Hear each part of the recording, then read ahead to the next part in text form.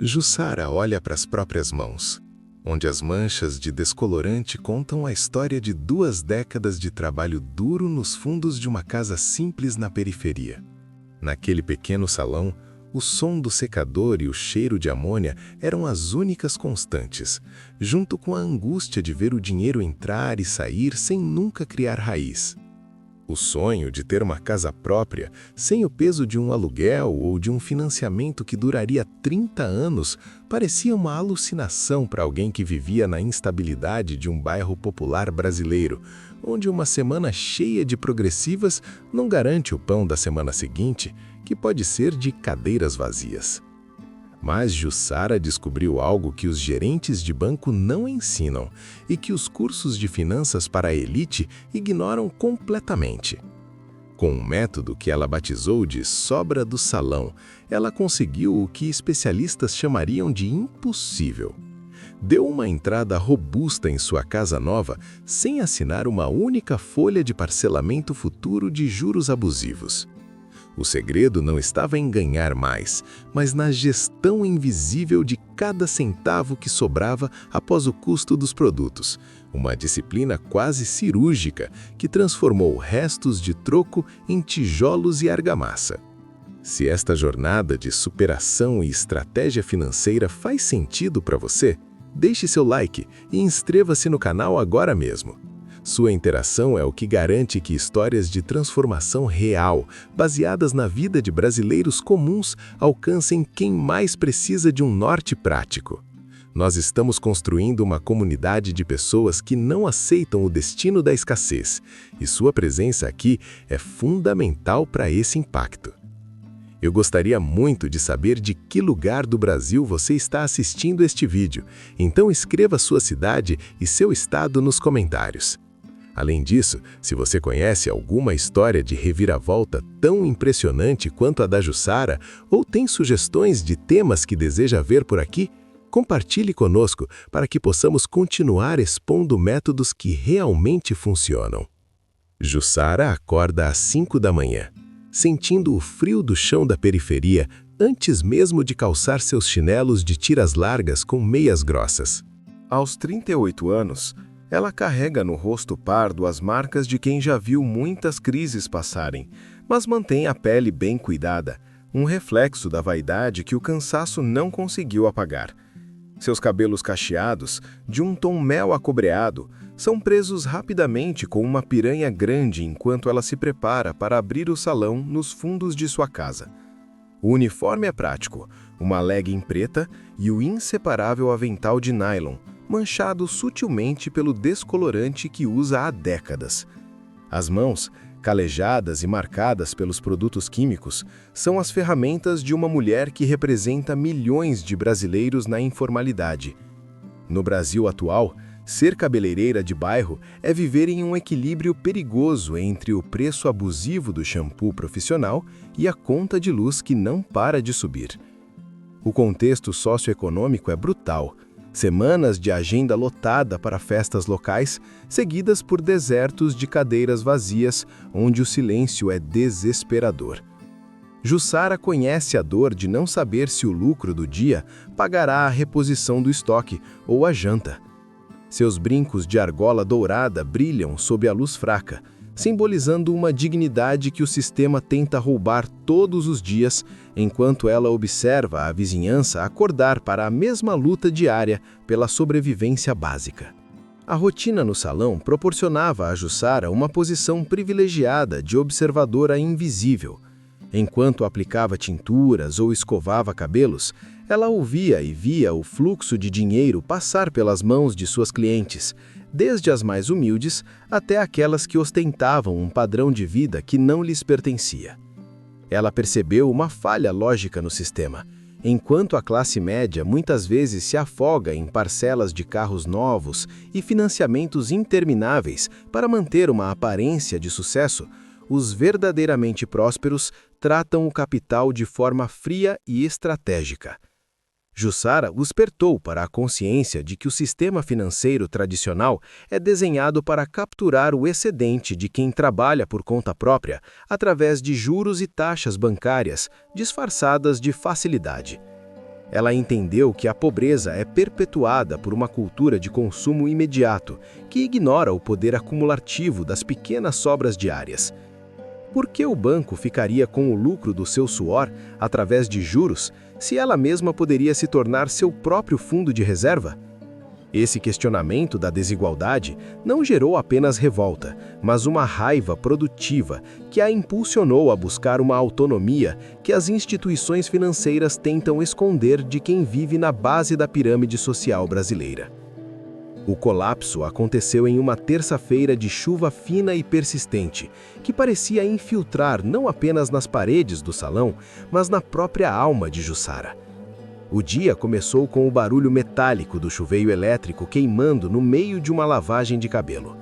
Enquanto a cliente reclamava da água gelada e o cheiro de queimado empestava o pequeno espaço, 4 metros quadrados, Jussara sentiu o peso do mundo esmagar seus ombros.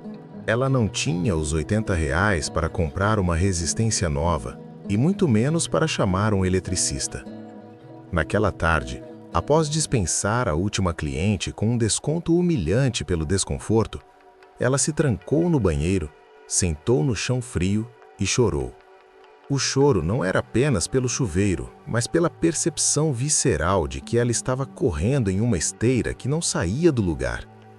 Trabalhava 12 horas por dia, lidava com produtos tóxicos, embelezava outras mulheres, mas sua própria vida era uma ruína de incertezas. A instabilidade era um monstro que devorava qualquer esperança de futuro. Ela olhou para a prateleira de produtos e viu os frascos de shampoo e condicionador. Foi nesse momento de dor extrema, no fundo do poço da exaustão, que uma luz fria e racional se acendeu em sua mente. Ela percebeu que toda vez que terminava um serviço, o dinheiro entrava na gaveta e desaparecia em contas de luz, mercado e farmácia. Não havia uma separação real entre o que era custo de material e o que era a sua vida. A epifania veio ao observar o resto de uma tintura que sobrava na tigela plástica. Aquele pouco de produto que ia para o ralo era dinheiro jogado fora. E se cada centavo que sobrasse de um atendimento, por menor que fosse tratado como um tijolo para sua casa? Jussara levantou-se, lavou o rosto e pegou um caderno velho. Naquela noite ela não dormiu. Ela passou as horas calculando exatamente quanto gastava de produto em cada tipo de cabelo. Descobriu que cada bomba de shampoo custava centavos. Cada grama de pó descolorante tinha um preço exato. Ela criou o método da sobra do salão, com uma regra de ferro. O valor cobrado pelo serviço seria dividido em 3 partes sagradas. A primeira parte era o custo do produto e manutenção do salão, que deveria ser reposto imediatamente. A segunda parte era o dinheiro da sobrevivência, para pagar a comida e as contas básicas. A terceira parte, que ela chamou de sobra, seria cada centavo que excedesse o lucro mínimo necessário para não passar fome. Se um corte custava R$ 50 e ela gastava 5 de material e 40 para viver, aqueles 5 reais de sobra não iriam para um lanche ou para um enfeite. Eles iriam para um pote de vidro que ela escondeu no alto do armário. A regra era brutalmente simples. A sobra era intocável. Se sobrasse apenas 50 centavos de um troco que a cliente não quis levar, aquele valor ia para o pote. Se ela conseguisse economizar na compra de um kit de hidratação, a diferença ia para o pote. Nas primeiras semanas, a resistência interna foi devastadora. A vontade de pegar aqueles 20 ou 30 reais acumulados para comprar uma pizza no final de semana ou um sapato novo era uma tortura psicológica. O cérebro de Jussara, acostumado ao alívio imediato do consumo para compensar o cansaço, gritava por uma recompensa. Ela sentia fome de conforto, mas a visão da casa própria sem o fantasma do despejo tornou-se sua única obsessão. Ela começou a anotar cada entrada e saída com uma precisão maníaca. No primeiro mês, quando contou as moedas e as notas amassadas, ela viu que tinha acumulado R$ 210 apenas de sobras que antes seriam gastas sem ela perceber. Aquilo era mais do que ela jamais conseguira poupar em um ano inteiro. O sacrifício de não comprar nem um chiclete fora do planejado era a prova de seu comprometimento. Ela passou a levar marmita para o próprio salão, parou de aceitar cafezinhos pagos na rua e transformou sua vida em uma operação de guerra financeira. Cada vez que uma cliente tentava pichinchar, Jussara via um tijolo sendo retirado de sua futura parede e aprendia a dizer não com uma firmeza que nunca imaginou ter. A disciplina não era mais uma obrigação, era sua ferramenta de libertação. Ela estava disposta a passar pelo frio e pelo cansaço, sabendo que cada grama de produto economizado e cada sobra protegida a aproximavam de uma realidade onde ela não seria mais uma vítima da instabilidade da periferia, mas a dona de seu próprio destino. Esta história que você está acompanhando não é uma ficção motivacional criada apenas para gerar visualizações. É o retrato fiel da resiliência brasileira que acontece em milhares de bairros populares agora mesmo.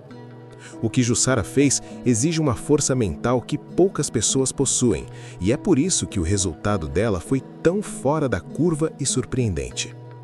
Se você está se sentindo inspirado pela coragem dessa mulher em mudar sua própria realidade com as ferramentas que tinha em mãos, eu peço que deixe seu like e se inscreva no canal agora. Isso ajuda o YouTube a entender que este conteúdo é valioso e deve chegar a mais pessoas que também precisam de um despertar financeiro urgente. Eu quero muito saber de você. Qual é o maior desafio que você enfrenta hoje para conseguir juntar dinheiro e realizar seus sonhos? É a instabilidade, o custo de vida ou a falta de um método claro? Escreva nos comentários abaixo, pois sua dor pode ser o tema de nossa próxima análise. Fique comigo, porque a evolução dos números de Jussara vai desafiar tudo o que você pensa sobre limites financeiros e progresso social. A progressão do método da sobra começou de forma silenciosa, mas os números não mentem e logo passaram a contar uma história de vitória sobre a escassez. Nos primeiros 3 meses, Jussara acumulou R$ 1.200 apenas com as pequenas renúncias e o controle rigoroso dos insumos do salão. Para quem nunca tinha visto mais de R$ 500 sobrando no final do mês, aquele valor era uma fortuna psicológica. No entanto, a verdadeira transformação não estava no saldo da conta, mas na mentalidade dela. Jussara parou de se ver como uma vítima das circunstâncias e passou a agir como uma estrategista. Ela percebeu que, ao comprar produtos em embalagens profissionais de 5 litros, em vez de frascos pequenos de varejo, seu custo por cliente caía drasticamente. A diferença, que muitos usariam para um agrado pessoal, ia diretamente para o pote da sobra. Aos 6 meses de método, ela já somava R$ 4.500. Foi nesse ponto que a transformação mental atingiu um novo patamar. Ela desenvolveu o que os especialistas chamam de visão de longo prazo. A fome de consumo imediato foi substituída por uma satisfação profunda ao ver o montante crescer. Ela não sentia mais falta da pizza do final de semana ou das roupas novas que costumava comprar para aliviar o estresse do trabalho pesado. Quando o cronômetro marcou 12 meses de aplicação ininterrupta do método, Jussara tinha em mãos R$ 15.000. Esse valor foi alcançado através de uma disciplina que beirava o ascetismo. Ela revisou cada contrato de sua vida, desde o plano de celular até a marca do café que bebia. Cada economia era celebrada como uma batalha vencida. Foi nesse período que ela tomou a decisão mais ousada e controversa de sua jornada.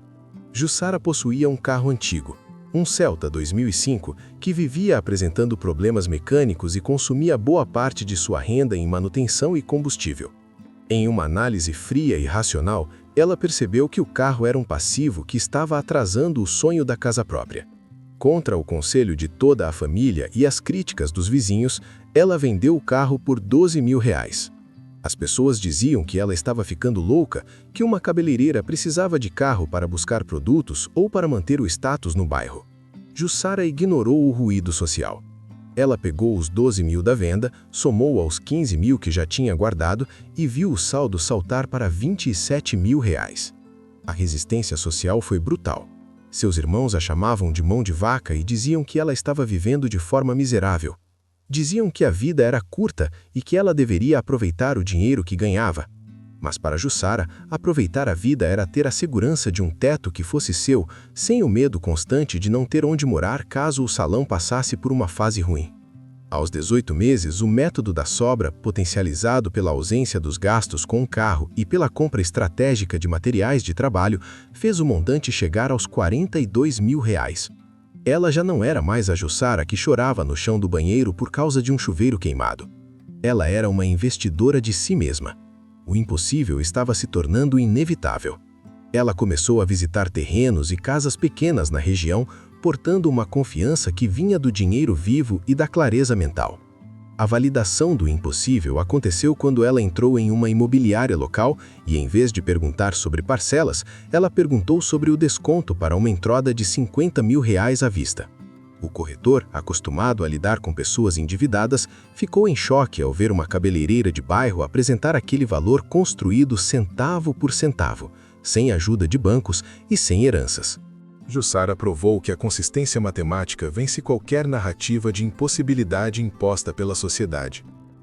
O sucesso de Jussara não ficou restrito às 4 paredes da sua nova casa. No bairro, o silêncio de sua disciplina começou a ecoar de uma forma que ela nunca imaginou. As clientes, que antes a viam como apenas mais uma trabalhadora informal lutando para pagar as contas, começaram a notar a mudança não apenas no patrimônio, mas na postura de Jussara. O comentário no mercadinho da esquina era um só. Como a cabeleireira dos fundos conseguiu comprar uma casa à vista enquanto todo mundo estava se afundando em juros de cartão de crédito e boletos atrasados? A curiosidade natural das pessoas se transformou em uma busca por aprendizado. A primeira a se aproximar foi Betty, que vendia pastéis na feira local.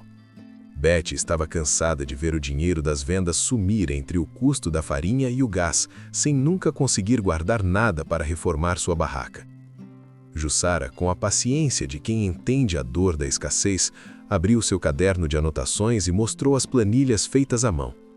Ela não ensinou uma fórmula mágica, ela ensinou uma filosofia de respeito ao próprio suor. O método da sobra do salão, inicialmente uma estratégia isolada de sobrevivência, iniciou um processo de capilaridade urbana, adaptando-se com plasticidade a diferentes fluxos de caixa e realidades de serviço. Maria, a manicure que ocupava a cirandinha ao lado de Jussara, tornou-se a primeira variável de teste dessa replicação. O sistema, que para um observador externo pareceria rudimentar, fundamentava-se no conceito de microprovisionamento. A separação sistemática de frações marginais de capital para a formação de um fundo de investimento em ativos produtivos. Maria começou de forma conservadora, retendo exatamente 50 centavos de cada esmaltação realizada. No primeiro mês, o ceticismo era sua defesa cognitiva. Ela ria da insignificância do valor, rotulando a prática como uma brincadeira de moedas. Esse comportamento é comum em indivíduos sob estresse financeiro crônico, a descrença na eficácia de pequenos valores devido à urgência de grandes dívidas. Entretanto, a matemática financeira ignora o deboche.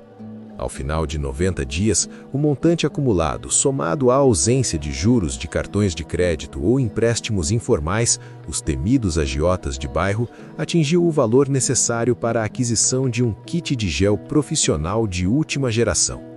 Quando Maria pagou o fornecedor à vista, sem comprometer a renda familiar e sem a mediação de instituições bancárias que impõem taxas de juros proibitivas à base da pirâmide, o riso cético transmutou-se em respeito institucional. O movimento era, por natureza, silencioso e subversivo.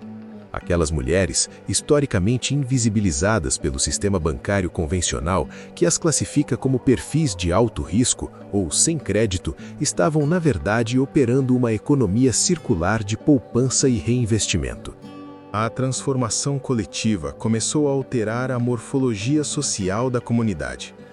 Onde antes imperava a economia da ostentação, o uso de bens de consumo de rápida desvalorização como sinalizadores de status social para compensar a precariedade, surgiu uma cultura de consciência contábil. As conversas durante os atendimentos migraram de temas triviais para debates técnicos sobre o custo unitário de insumos, a compressão das margens de lucro e a diferença fundamental entre passivos e ativos. O empoderamento feminino periférico não brotou de tratados teóricos ou discursos acadêmicos, mas de uma praxis visceral, o domínio técnico sobre o excedente monetário. Dessa necessidade de eficiência emergiu um grupo informal, uma espécie de cooperativa de inteligência de mercado. Elas não apenas guardavam dinheiro, elas otimizavam o custo da operação. Criaram um banco de dados orgânico para identificar fornecedores com melhor relação custo-benefício, realizando compras coletivas para alavancar o poder de negociação e aumentar a sobra de cada serviço. Jussara ascendeu como uma líder natural, não por carisma messiânico, mas por prova de conceito. Ela era a evidência empírica de que o letramento financeiro, quando decodificado para a sintaxe da periferia brasileira, é capaz de interromper ciclos de pobreza intergeracional. A replicação do método por personagens como Betty e tantas outras confirmou que o fenômeno não era uma anomalia estatística ou um evento de sorte pontual. Era uma prova social de que a organização microeconômica é a ferramenta de resistência mais eficaz na base da pirâmide. O bairro testemunhou uma mudança comportamental profunda. Mulheres que viviam em estado de alerta cortisolêmico devido ao endividamento crônico começaram a apresentar uma postura de agência e controle. Os resultados físicos logo apareceram. A reforma da fachada, a troca do piso do salão, o pagamento integral de cursos profissionalizantes para os filhos. No entanto, o ativo mais valioso acumulado foi o capital psicológico, a paz de espírito derivada da liquidez e da ausência de passivos onerosos. O movimento desafiava a lógica macroeconômica tradicional, que dita que o crescimento das classes populares é dependente de crédito bancário subsidiado. Jussara demonstrou que, através da coesão comunitária e do rigor da disciplina individual, o microempreendedor pode atuar como seu próprio banco e seu próprio motor de tração econômica. O impacto foi além do financeiro. Houve uma reestruturação das relações de poder dentro dos lares. Ao dominarem a técnica da sobra, essas mulheres deixaram de ser apenas gerentes de escassez para se tornarem estrategistas de capital. A sobra do salão tornou-se uma metodologia de emancipação política, pois não há liberdade política sem independência econômica.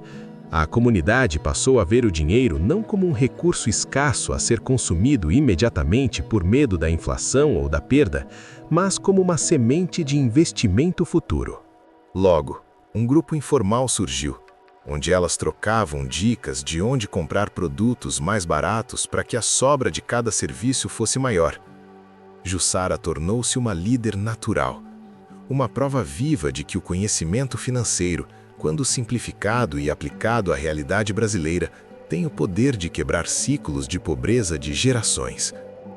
O método replicado por Betty, Maria e tantas outras mostrou que a história de Jussara não era uma sorte pontual ou um milagre, mas uma prova social de que a organização microeconômica é a arma mais poderosa de quem vive na base da pirâmide. O bairro começou a ver mulheres que antes estavam sempre ansiosas e endividadas, tornando-se donas de seus destinos, reformando suas casas, pagando cursos para os filhos e, acima de tudo, adquirindo a paz de espírito que só a ausência de dívidas proporciona. O movimento silencioso desafiava a lógica de que o pobre precisa ser um eterno pagador de boletos para ter acesso ao mínimo de dignidade. Ela provou que, com a união da comunidade e o rigor da disciplina, o pequeno empreendedor pode ser seu próprio banco e seu próprio motor de crescimento. Hoje, quando Jussara abre a porta de sua própria casa, o som da chave girando na fechadura não é apenas o fim de um dia de trabalho, mas o hino de uma vitória silenciosa contra um sistema que foi desenhado para vê-la falhar. Ela transcendeu a condição de uma simples cabeleireira de bairro para se tornar um símbolo vivo de uma verdade que as instituições financeiras tentam esconder a todo custo. A disciplina individual é a forma mais pura de rebeldia contra a pobreza perpétua. Para Jussara, o método da sobra deixou de ser apenas uma estratégia de poupança para se transformar em uma filosofia de vida que dita todas as suas decisões. Ela entendeu que a verdadeira riqueza não está no que você ostenta, mas naquilo que você possui de fato, sem a sombra de uma dívida ou de um gerente de banco cobrando juros sobre o seu cansaço. A casa própria, conquistada sem parcelamentos, é uma fortaleza de paz que o sistema financeiro tradicional não consegue invadir. A verdade inconveniente que Jussara descobriu e que agora ela compartilha com quem tem coragem de ouvir é que o sistema econômico atual sobrevive da falta de paciência e de disciplina das pessoas comuns. Os bancos e as grandes corporações lucram bilhões vendendo a facilidade do crédito, que nada mais é do que o roubo do seu trabalho futuro. Quando você parcela um sonho em 30 anos, você está entregando 30 anos da sua vida para uma instituição que não se importa se o seu chuveiro queimou ou se a sua agenda está vazia. Jussara desafiou a narrativa de que o pobre precisa ser um eterno pagador de boletos para ter acesso ao mínimo de dignidade. Ela provou que, ao dominar a microeconomia do próprio dia a dia, é possível construir uma autonomia que parece impossível para a maioria. O legado de Jussara é uma crítica feroz ao sistema de consumo desenfreado que usa o marketing para criar necessidades falsas, enquanto as pessoas ignoram as sobras que poderiam comprar sua liberdade. Essa verdade é considerada perigosa porque ela empodera o indivíduo a dizer não. Quando você não deve nada a ninguém, você recupera o poder de escolha sobre o seu tempo e sobre a sua energia. Jussara não apenas comprou paredes e um teto, ela comprou o direito de não ser mais uma refém do medo da instabilidade. O método dela desafia a lógica das elites que acreditam que a gestão financeira é um assunto complexo reservado para quem tem graduação em economia. Ela mostrou que a sabedoria popular, aliada a uma lógica matemática inabalável de separar o custo, o viver e o sobrar, é superior a qualquer plano de investimento oferecido por quem quer lucrar sobre o seu capital. A revolução de Jussara é silenciosa, porque ela acontece dentro da gaveta do caixa, no controle do estoque de shampoo e na decisão consciente de não gastar o que ainda não se transformou em sobra real. É uma esperança tangível que nasce da base, mostrando que a saída para a escassez não é um bilhete de loteria ou um empréstimo generoso, mas a apropriação total e absoluta de cada centavo que passa pelas suas mãos. Jussara venceu porque parou de tentar se encaixar no sistema e decidiu construir o seu próprio, tijolo por tijolo, sobra por sobra. A lição fundamental que a jornada de Jussara nos deixa é que não importa o tamanho da sua renda hoje, mas sim a clareza com que você gerencia o que sobra. O método da sobra do salão é, acima de tudo, um exercício de consciência sobre o valor do seu esforço. Se você quer começar a mudar sua realidade agora, o primeiro passo é simples e imediato. Olhe para o dinheiro que sobra hoje, por menor que seja, e decida que ele não será gasto com o supérfluo, mas guardado como a semente da sua futura liberdade. Comece separando o custo do seu trabalho, o valor da sua sobrevivência e proteja a sobra com unhas e dentes. Essa disciplina é a única ponte real entre o lugar onde você está e o sonho que você deseja alcançar. Se esta história e este método abriram seus olhos para novas possibilidades, não guarde essa descoberta apenas para você. Deixe seu like para fortalecer nossa mensagem, inscreva-se no canal para não perder as próximas lições de inteligência financeira e comente aqui abaixo: eu aceito o desafio da sobra. Compartilhe este vídeo com aquela pessoa que você sabe que trabalha duro, mas sente que o dinheiro some entre os dedos. Juntos estamos formando uma comunidade de apoio mútuo, onde a sabedoria prática vence a teoria dos bancos. Sua transformação começa no próximo centavo que sobrar na sua mão. Use-o com inteligência.